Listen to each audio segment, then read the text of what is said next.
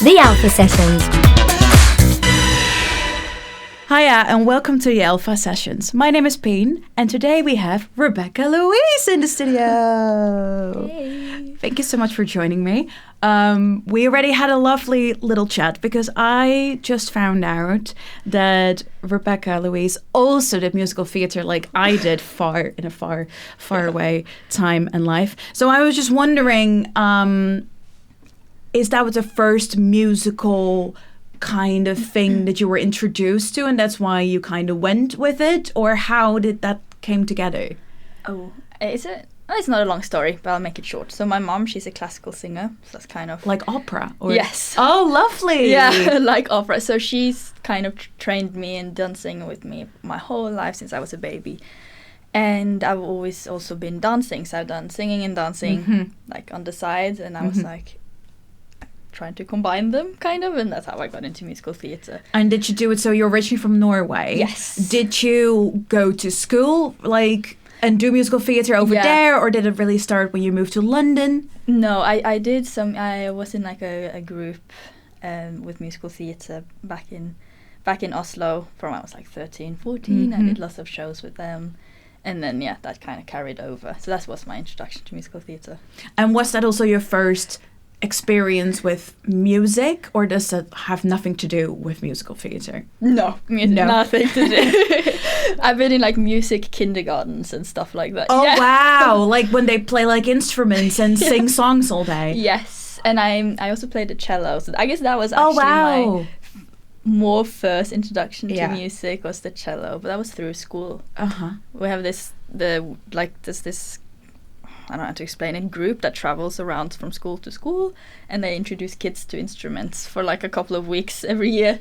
And then you try like a different instrument every time? Oh, yeah, and so fun. I tried the cello and I was like, Mom, I want to do this. and why the cello? Was it just the sound of it, or what was so magical about the cello? 8-year-old me, I think I just found it very cool. It looks really cool. It looked cool. Yeah. It was me and a friend. We'd started it together and we were like, wow, the cello's cool. And then And any other instruments that you were like, oh, this is really cool, I might want to, I don't know, give that another shot later, or... No. I saw the cello and I was like, that's it. And then when did the singing come in and the writing? So I think the singing's always been there because of my mom. Yeah. So that's just been a constant in my life. But the writing came in middle school. We had music lessons and we started learning guitar around 13, 14. Yeah. And I was just like, oh, this is cool too. And was that also because of the music education that you had back home, that you were more like, that you were introduced to that, or was it more just something that happened within you? I think it was something that just happened within me. I started playing more guitar. I started playing just in my bedroom, like cover songs of artists I liked and songs I just heard on radio. I was like, oh, let's try it. And then I don't know exactly how, but just slowly ventured into me. Started writing text and lyrics and then songs. It just stuck. It's so funny because I listened to your music and it reminded me a lot of Aurora. I love Aurora. And when you were just playing a few songs, it also in a way reminded me of Taylor Swift and Joni Mitchell, which is total opposites all from each other. Yes. But when we go back to the Aurora reference, I think it makes sense now hearing that you're kind of coming from a classical background. And I was wondering, because of course Aurora is also a Scandi like you, how do you feel that the way that the place you're from influences your music? Ooh. It's a big question. So. No, that's so... I don't know. I know, at least from Aurora, she takes a lot of inspiration from kind of Norwegian folklore. Like all of the mythical creatures we have, the trolls. It's a very mysterious country in that way when it comes, with all of... And I know she takes a lot of inspiration from that. I've never thought that I do, but I know I find so much inspiration in her productions. I love her productions. Yeah. They're like... I absolutely love them. So I take a lot of inspiration from that. So maybe some of my... Maybe it's just a natural thing. You don't really think about it. It's just there. Yeah, I've never thought of that. That's a really good question. I don't know. I think I'm always very... At least when I write, I'm very, whatever comes to mind, I just stick with it. I very rarely like rewrite lyrics, almost never. So maybe it's more of a like an instinct kind of thing. Yeah, but I guess in Norway you grow up to be very independent and free thinking, and so maybe that's kind of stuck a bit. I very much like, I just do, and I'm like, okay. I love that. That's such like a cool mentality. And was that mentality, was that the thing that also made you decide to come to London? Oh yes, I was. Yeah? That's actually, it's not a funny story, it's a bit of a funny story. I've always been a bit more spontaneous. My mom, she was in London when she was younger as well, so I think I kind of had it in my head being like, ooh, I kind of want to do that too.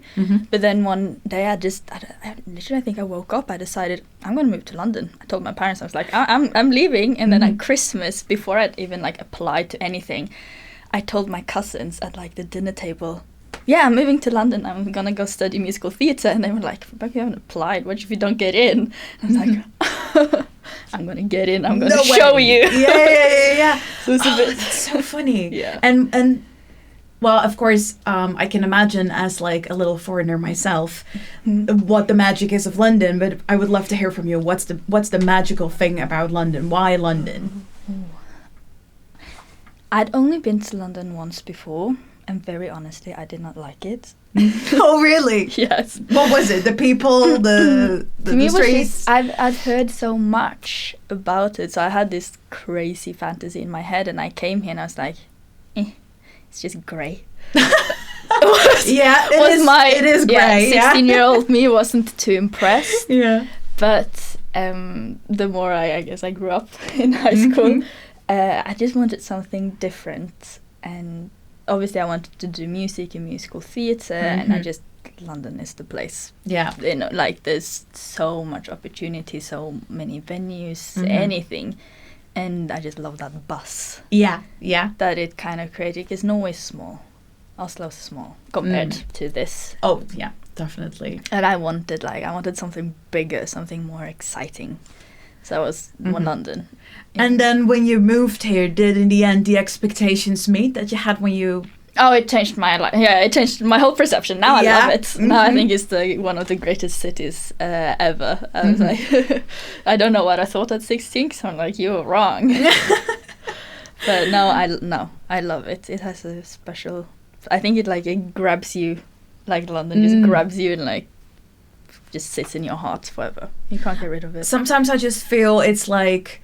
Or indeed it grabs you and you fall in love with it, or you end up being very disappointed, actually, like your 16-year-old self. So it's funny that you went through both of it. Yes. And are you planning, of course, anything can happen. Yes. Do you want to stay in London, or is there a little part of you that maybe one day wants to go back and maybe take all the knowledge that you've gained from being here over there? No, there's quite a big part of me that wants to go back. Really? One day. Yeah. Right now, I'm open for anything. Wherever life takes me, I'll go. I love being here, but I can go somewhere else. But one day I want to go back. And is that just because that's where your heart is and that's why your family is and everything? Or is there a greater purpose behind it? Not necessarily. I think it's just I've been so lucky to have the opportunity to be born there, grow up there, and have all the possibilities that the country offers. And I don't think you can find much better. That's one more me, yeah. So I want, if I have a kid someday or family, I want to be able to give them that too.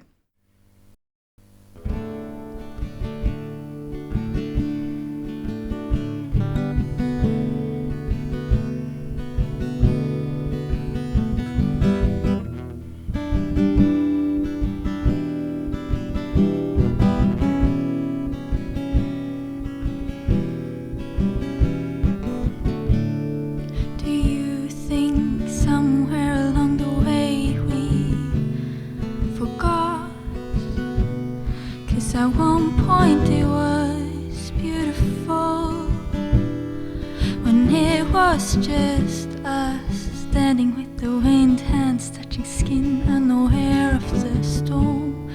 Your eyes might not be the color of the ocean,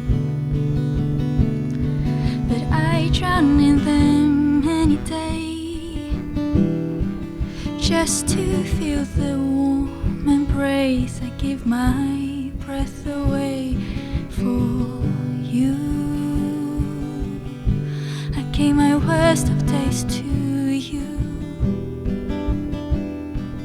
Who knew love could be this cruel? I never meant for it to hurt you, but here we are. The pain always comes at the worst time, but it was never meant to be. You and me for eternity, and that's alright, I won't cry. Looking back, I would have spent the worst of days with you, and we did. But our worst was never good enough.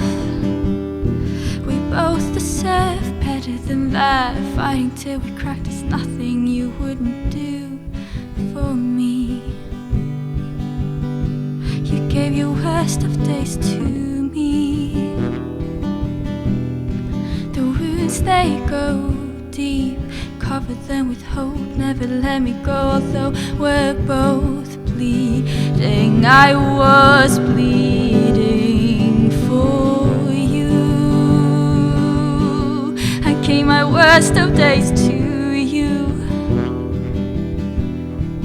Nothing we could do, and now we have to go fix the puzzle on our own, so we become the person we love.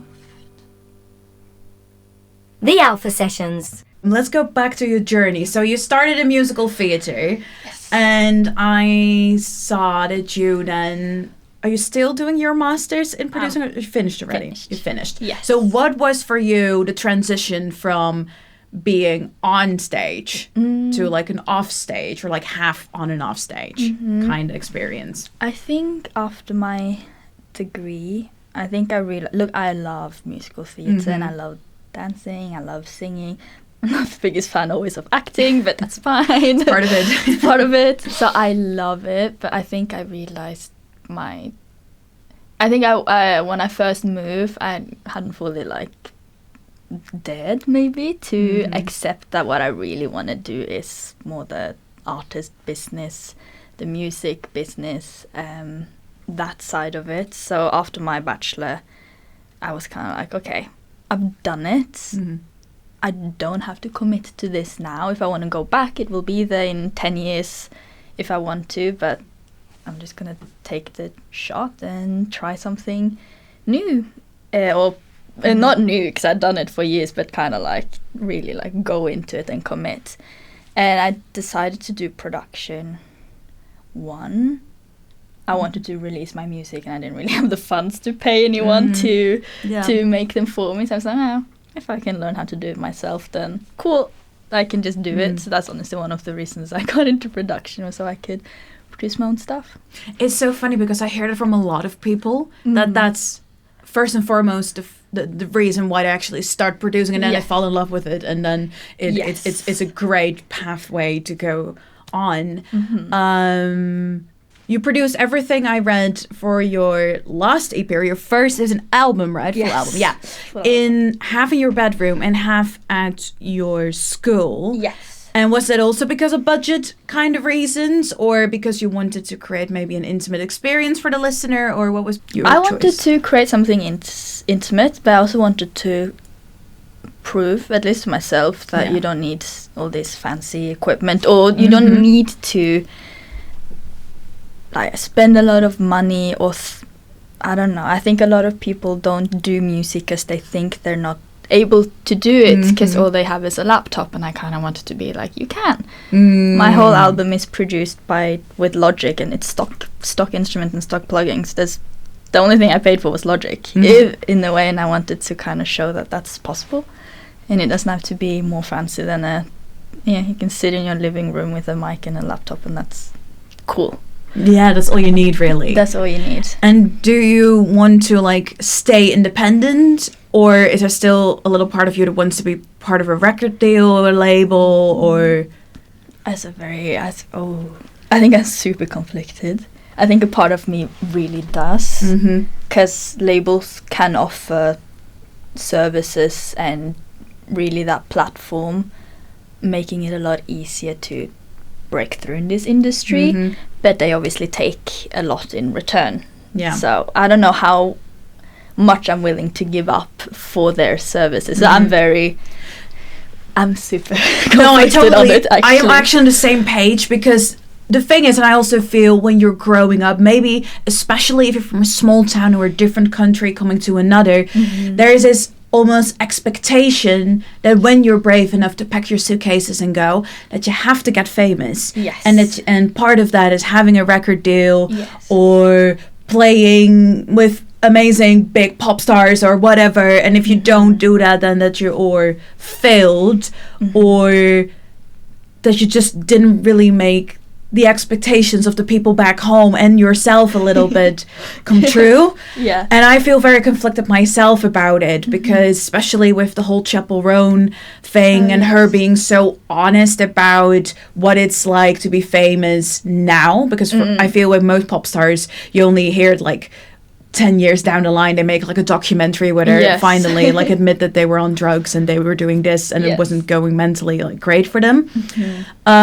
It's just very hard to almost let that fantasy of I need to get famous and I need to get a label to really fulfill your dreams. Yeah. Do you recognize this struggle, or how? 100%. It's a very, like, it's your dream, but you're giving a lot up to fulfill that dream. I think that's one of the things I like about production, is you can be a bit more anonymous. Like, if you wanted to, look, I love being on stage, and I love being an artist and kind of having that brand, if you want to call it that. Yeah. But there's also something quite comforting with, if I don't know, change my mind, or if I find out that this isn't for me, I can always still be a part of the whole creating music, but just behind the scenes in a way. I think that's really clever, because you never know what's going to happen in maybe next year or the year after, that you change your mind, or you feel you want to take a break from that but still want to be in the industry without neglecting it. Yes. Was that also a reason why you wanted to do more production, that you had that option? Yeah, I think so. It was, I guess, a bit of a safety. Yeah. Cool. And to make myself, I think, a bit more, I think it's important in this industry to know a lot and not be very, not naive necessarily, but be able to actually, like, I can go into a room, and if there's other producers there, I also know what I'm talking about. If kind of like, you can't just run over me and my ideas, because I actually... Is that also especially because you're a woman? Oh, I don't know. Oh, not necessarily. Not necessarily. No. I think it could just be a me thing. I've never actually experienced it. This is just like things that I think in my head, like, oh, it could happen, so I want to be prepared if it ever does happen. Yeah. But it is like this, I don't know, a very, very, very small percentage of female producers out there in the world.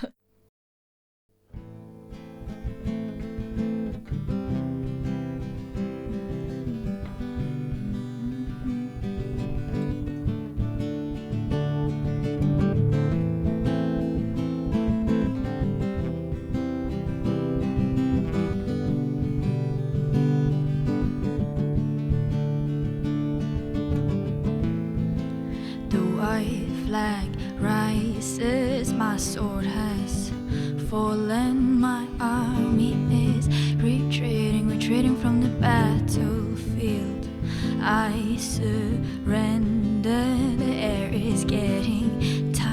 they're making it hard to breathe, hard to breathe. You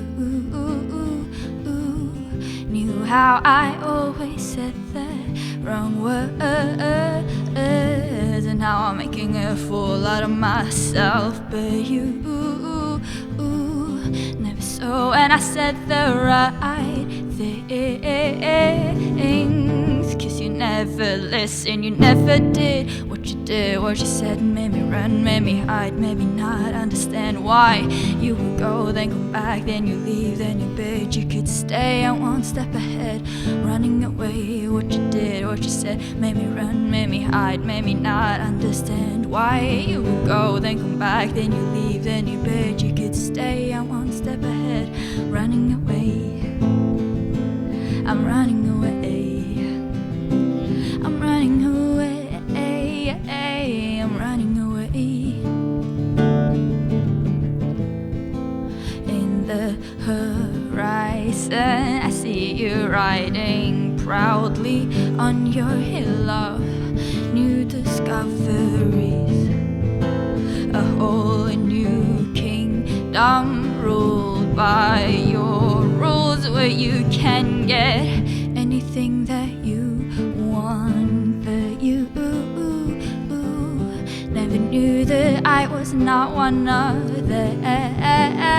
And now you're making a fool out of yourself. If only you would listen to what I had to say,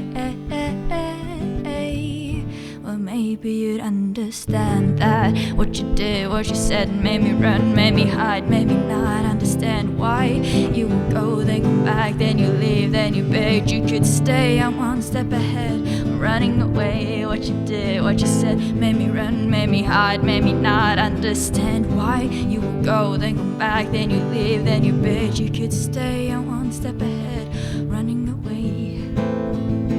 I'm running away. I'm running away, I'm running away. You never understood that I was the one to have the last goodbye. You never understood that I was the one to have the last goodbye. What you did, what you said, made me run, made me hide, made me not understand why you would go, then come back, then you leave, then you begged you could stay. One step ahead, running away. What you did, what you said, made me run, made me hide, made me not understand why you would go, then come back, then you leave, then you begged you could stay. I'm one step ahead, running away. I'm running away. I'm running away. I'm running away. I'm running away. I'm running away. I'm running away. I'm running away. Now I am running away. The Alpha Sessions. I want to talk a little bit more about production and how you produce. Yes.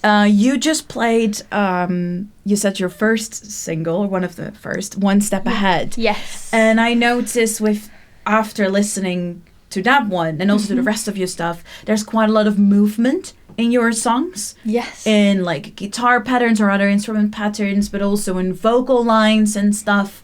Is that like a conscious thing? Or is it just, like you said, I do it by gut feeling and that's how? It is more of a gut feeling, but I think at this point it's become not a signature, but I guess. I think, so it works for me. I love being a bit playful and having fun. I think for me that's the most important thing with music, that I don't think you should go into a room and be like, okay, I'm gonna, I don't know, write a pop song and it has the verse, pre-chorus, chorus, like the standard. I want to change it up a bit and have a bit more fun with it, and these things just happen when I have fun. So you basically so take us a little bit in your process. Do you first write on, for example, a guitar, a piano, and then start a production on it, or is it at the same time, or can it be different? Very different. So the first songs I released, they were all written like years ago when I was around 15, 16. So then I wrote all of them on guitar, old lyrics, and then I went back and I then produced it to the guitar and the lyrics that I've written. But with the album, it was a bit of both. I think it was a bit all over the place, I'm not gonna lie. Well, you can tell from the album, but that's what I like about it, because it feels very human. Because yes, one day you're super happy and then you're sad, and maybe it can even be within hours. And I think that's very human. That's what I really got from your album. I really loved about it. It's so... You could relate so much to it because it goes all over the place. Oh, but that's what I wanted. I wanted it to be very real, very intimate, almost unpolished. Like, it's obviously mixed and mastered and everything, so it's polished, but a bit more not so perfect, maybe.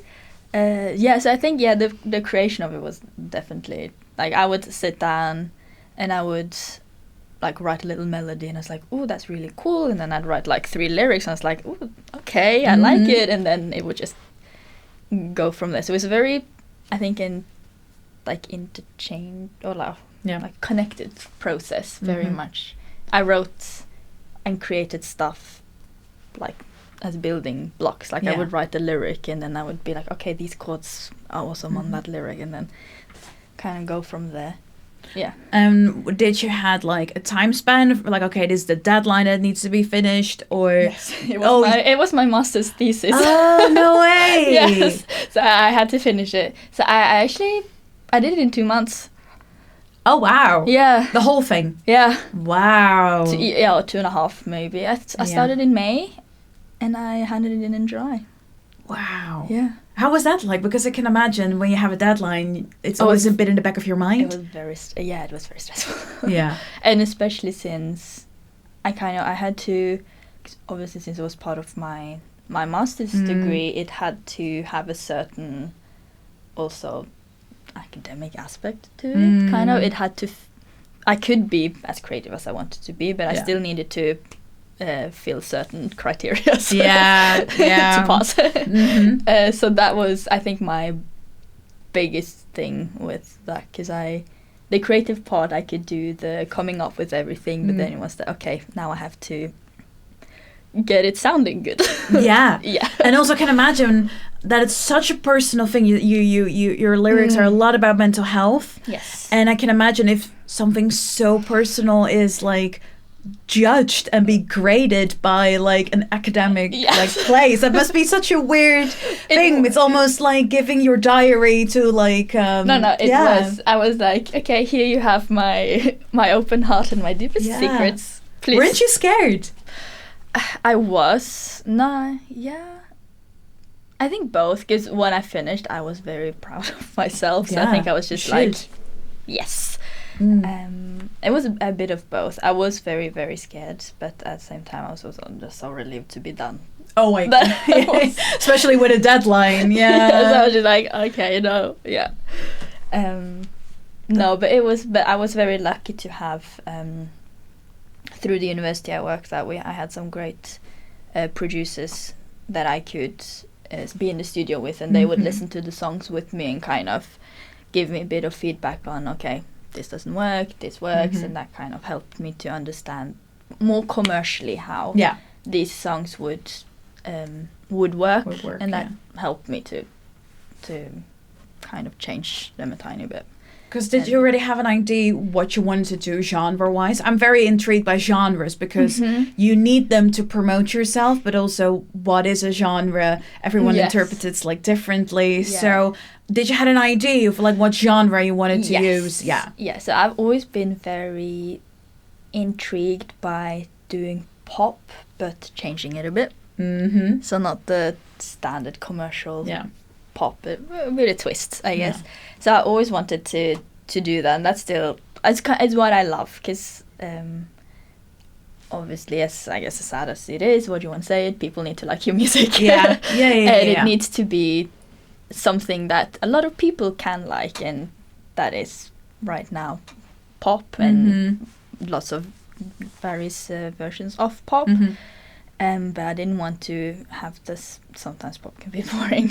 Yeah. So I didn't want to have the standard pop, but I still wanted it to work commercially. Mhm. So that was kind of where it came to be. And I had I created one song. It's not on the album. I don't. No, it is on the album. Oh. I had to think. Sometimes you work so long on something you I was just like, forget. Wait, Yeah. but it was on the album, but it wasn't on my master's thesis. That's why I got confused. Yeah. So, yeah. but that was the song "I Wonder Why" Mhm. was the first song I wrote for a different project on my master's, and now I created that. There's some weird sounds in it, kind of like metallic something clicking sounds, and I was like, ooh, I like this. And that was kind of what started the whole process of I wanted to have lots of small melodies and kind of change them up a bit and just scatter them throughout the songs. Yeah, and I based a lot of those melodies on the children's play toys. Oh, yeah. Or the sound on Yeah. them to kind of be a bit like, okay. Oh, that's so cute. So you play everything on the album? Yes. Oh, it's Oh, all wow. created in Logic. Just with Oh, wow. the instruments that are there. So it's literally all you, lyrics, production. Wow. It's all me. And was that because you wanted to do it that way, or because you didn't have the funds to like? No, I don't know how I you- wanted to do it that way. Okay. I really wanted this to be my project. Because you were afraid that otherwise it wouldn't. No. Just I wanted it to be like I did this, something that's me, very me, and I want to, and I think it's fun as well. Interesting. I think it's really, really fun to sit around and think it.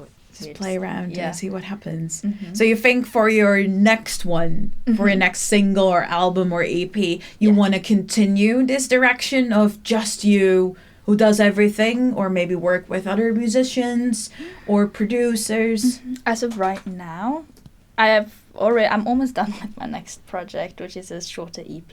Mm-hmm. That one is also just me, but I'm very open with working with more people in the future, 100%. But right now, I think I'm enjoying having it being just me. That's totally fair. I think it's actually a very powerful thing. Yeah. So well done for doing that. That's very Thanks. brave, and especially, I hate to say it every time, but like as a woman or whatever.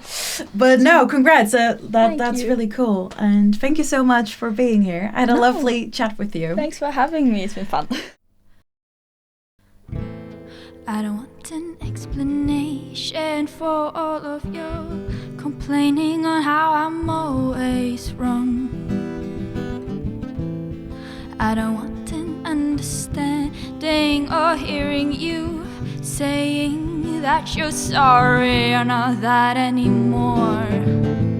All the looks you never gave me but gave to everybody else. All the things you never noticed, like how I tried to pretend that you are nothing to me. You don't belong here. Don't you see that we are breathing poison? I never meant anything to you. That's what they said when I thought I knew. Don't you see that we are breathing poison? I don't want to see your face here. Don't want to hear you screaming that you're lonely or you're lonely again. I don't want to give a reason for all your bad behaving, 'cause you're only scared of love. All the words you never told me but told everybody else.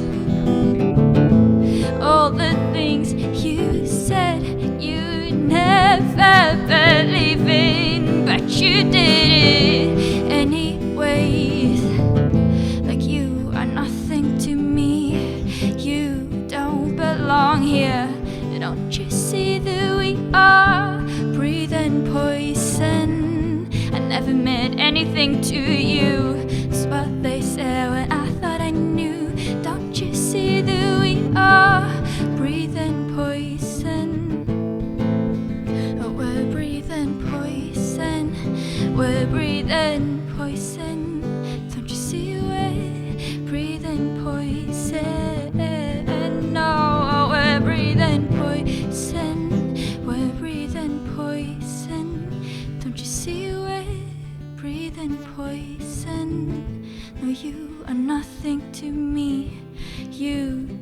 belong here. Don't you see that we are breathing poison? I never meant anything to you. That's what they say when I thought I knew. Don't you see that we are, we're breathing poison? No, you are nothing to me. You don't belong here. Don't you see that we are breathing poison? I never meant anything to you. That's what they say when I thought I knew.